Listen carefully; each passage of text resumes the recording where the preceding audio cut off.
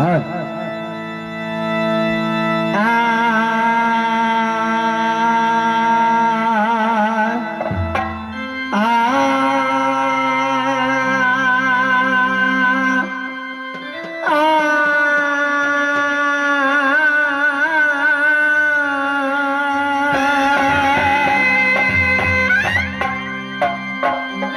जी सदा भवानी दाहिनी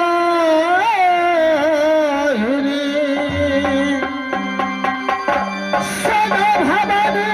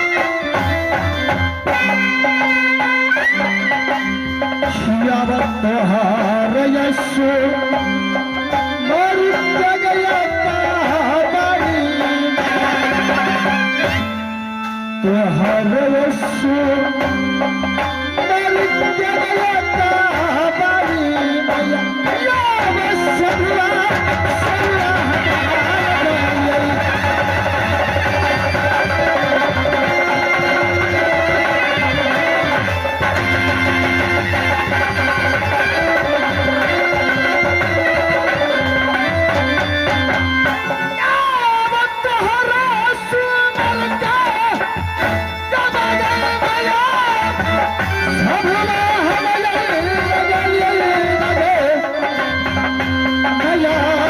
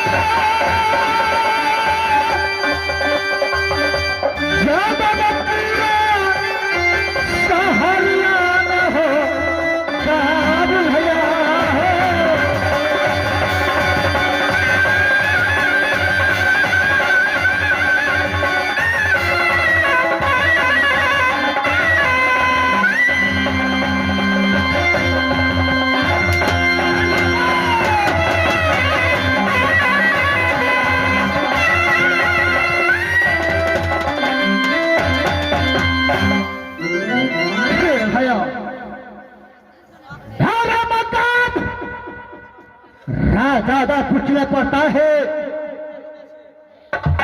पिताजी का नाम महाराजा यादव सिंह छत्री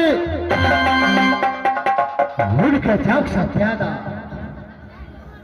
उनका जाग सत्यादा सिर्फ 2 पुत्र लिया हो। सबसे पहले मेरा बड़े भैया का नाम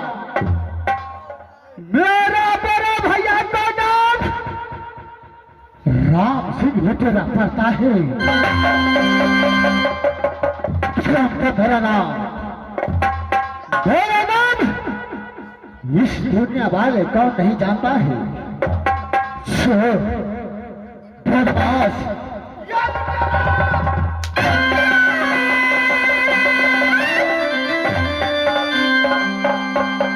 लुटेरा वीर सिंह पड़ता है। भैया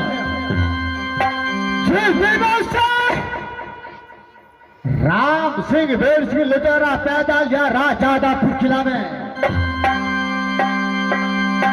तो 1-2 किला क्या बतलावे, 1-2 किला क्या बतलावे किला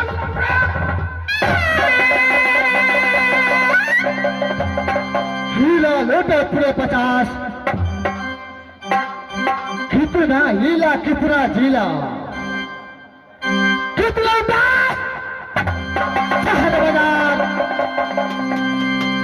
ये भरे हुए सभ्य का बीच खुद मैं कहकर सुनाता हूं।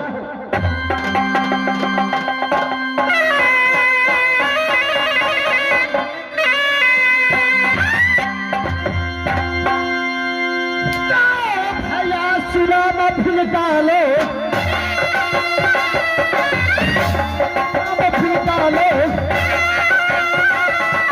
सबसे जन्म लिया भारत में, सबसे जन्म लिया भारत में। केना जाना जाना चिन्हे, केना जाना जाना चिन्हे। दुनिया जाने सका जहां, दुनिया जाने सका जहां।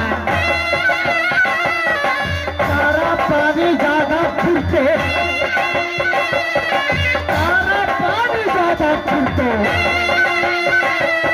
जिसमें लोहा रंग हो जाए, जिसमें लोहा रंग हो जाए। मैंने कसानी बनता जहर की, मैंने कसानी बनता जहर की।